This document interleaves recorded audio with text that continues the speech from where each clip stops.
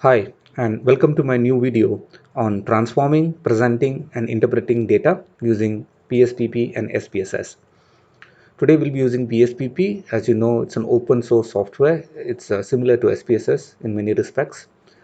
Uh, what do you mean by transforming data? Whenever you collect data, I would always suggest that you collect the data in continuous form, okay, and avoid categorical data, collecting the data in categorical form as much as possible with regard to certain variables. Now, certain variables cannot be collected in continuous form. For example, gender, religion, these are categorical from the very beginning. But certain other variables can be collected in continuous form, and you should try and collect those variables in continuous form itself. For example, age, income, height and weight, and so on. Why do we do this? Because once we collect the data in continuous form, it can be transformed into categorical form. But once you collect the data in categorical form, you can't really convert it back to continuous form. For example, if you collect the age group of the respondents instead of the actual age, you can't find out the individual ages of the respondents. You will only have the categorical data with you. But if you collect the age of the respondent as it is in the continuous form, you can then categorize it into different categories. Also, many of the high level statistics cannot be performed using categorical data. You really need continuous data. So as a result, I would always suggest that you perform collect the data in the continuous form. So today we're going to be transforming one continuous form of data into categorical. So let's go and look at that. So the variable we have chosen is age. Now, if you go to the data view, you can see that age is in continuous form 21, 21, 22, 19, 21, 19. Now, we want to categorize it and we want to put these different ages into three categories. Okay, but before that, we want to first find out the average age of the respondents or mean age of the respondents. For that, let's go to analyze, descriptive statistics, frequencies. We pull in age. Apart from knowing the mean age of the respondents, we also want to know the minimum age of the respondents as well as the maximum age, which is here. Okay, so that the mean, minimum, and maximum, they should be checked. If you want standard deviation, you can check it as well, but it doesn't matter. Click on OK. So here you can see the mean age of the respondents, which is 19.77, the minimum being 17 and the maximum being 25. Now here, the table over here, you can see it's a huge table and it's very difficult to interpret this. Therefore, we'll be transforming this data into three different categories, which we'll be doing in the next part of the video. Now remember that we found the mean age of the respondents. If you go and have a look here, it's 19.77. Now there are different ways of categorizing the data. It's up to you. One way of categorizing is based on the mean age or the mean score of the respondent. Here it's 19.77. So you could have two categories, one below the mean and one above the mean. But I would rather suggest that it's better to have three categories in this case because there are so many respondents and there are so many, age groups here. So I would divide the respondents into three categories. So for that, let's go and do it. We'll go to transform. And here we have something called recode into different variables. We select age, pull it in, select this here, click on old and new values. Here you saw the minimum age. Do you remember the minimum age? It's here. It's 17 and the maximum is 25. So what we do here in range is we put 17 through 18. So this is going to be my first category of the respondents, those between 17 and 18. And the new value I give here is 1. And I click add. So the computer, what I'm telling the computer is 17 to 18. If there are any respondents between 17 to 18, recode them into 1. Consider them as group number 1. Then the next group, I'll say 19 to 21 will be 2. Now this again is arbitrary. It's up to you what kind of category you would like to divide your respondents into. So I click on add. So I am telling the computer anyone who's between 19 to 21, categorize them into 2. And finally, I want to know since the oldest respondent was about 25.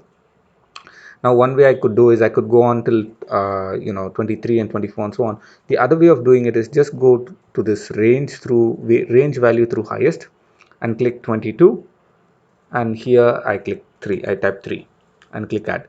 So what I'm telling the computer is that anyone who's 22 years and above will be categorized into 3. So this is how I'm categorizing those between the ages of 17 to 18 are 1, 19 to 21 are 2, and 22 and above are 3. Click on continue. Now here you need to give the name. Make sure the name is short, not very big. I say A, and it should not have any spaces. So AGEGRO. So I'm saying that's age group. So I type age group here and I click change.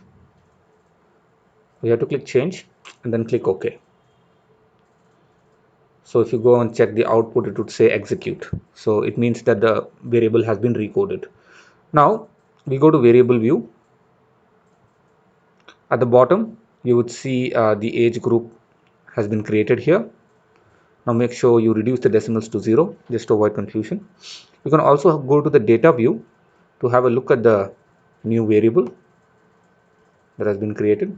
So you can see how the respondents have been categorized into the 3 groups. Okay. So we go back to variable view. Here in label, you just since it's already established its age group, so you don't have to do anything there. In the values, you can double click here, and here you need to give the exact values that you gave while transforming the data. So you need to remember that. In case you forget, what category, which age group was in what category, you can go back and go to transform, recode into different variables, and just click on this, click on old and new values, and you can see the category that you've given. Okay, so don't click OK or anything, just make sure you remember this. So 17 to 18 is 1, 9 to 21 is 2, 22 and highest is 3. So just cut this. So here in the value labels, double click, add the value 1. So what is 1? 1 is those between the ages of 17 to 18 years, correct? Click on add. Okay, so I'm labeling what I've already categorized. I'm telling the computer to label it. Then number 2 is 19 to 21 years.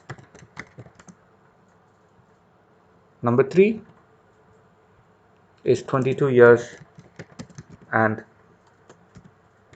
above. Click on add. So I'm telling the computer that this is how the respondents are to be labeled. I click OK. So now we've labeled it. Now let's go check out the percentage. Go to analyze, descriptive statistics, frequencies. Now there's something already in here. So what you could do is reset. Now we want this is the last variable. At the end of the set of variables, you'll find the variable here. Pull this in, click OK, and go to the output. So here in the output, you can see that we've divided into 3 categories. You can see ignore the value part, that's not important. So 17 to 18 years, the 11% of the respondents, 11.97, almost 12%. So that's 17 respondents. The majority of the respondents seem to be between the ages of 19 to 21. So that's the college going age, generally speaking, the undergraduate age. So that's 76%. So majority of them on that group. And then 22 years and above are also 11%, slightly lesser, one respondent less compared to the 17 to 18 years. So that's about it, how you transform the data and how you get the percentage distribution. The next part of the video, I'll show you how to present this data in a neat table form and interpret it as well.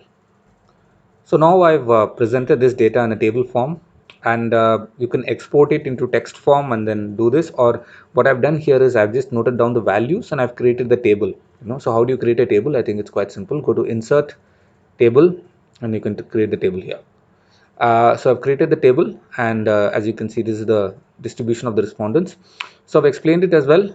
Based on the results observed in table 1, it can be stated that majority of the total respondents belong to the 19 to 21 age group, which you can see here. Now after majority, I've put the percentage here. You can note that. This is followed by those who belong to the 17 to 18 age group. That's 11.97%, while the remaining 11.27% fall in the 22 years and above category. Now this can be explained in several ways. You need not stick to my method of explanation. Sometimes when you have a value that's close to 10, let's say you have like 10%, you could say 1/10 of the total respondents fall in this category. Or if it's close to, like, let's say you have 34 here, you could say a little more than 1/3 of the total respondents. So there are different ways of explaining, so that it's up to you. One more thing we need to add here is the mean age of the respondents was found to be 19.77 years. You remember we found out the mean age of the respondents back when we were actually analyzing this one. Yeah, so that's important. You need to mention that when you're interpreting the data. The mean age of the respondents was found to be 19.77 years, with the minimum being 17 years and the maximum being 25 years. So we also found the minimum and the maximum. If you remember, it's here. Yeah, so we need to mention that as well when you're talking about a percentage distribution. I've also drawn a small table, I mean a chart, and the pie chart is one of the easiest ways of presenting a data. But then it's up to you. You could even use any other form of chart. How do I do that? It's very simple. Go to Insert, click on Chart, and you'll have the pie chart. You can select different types here, and then once you select one, you'll get an Excel file, and you need to enter the data. So that's how you do it. I mean, this one is not needed. Oh, yeah. So that's about it for this video. I hope you found this video useful, and if you did find it useful, please give a thumbs up and comment and share. So thanks for watching. Bye for now.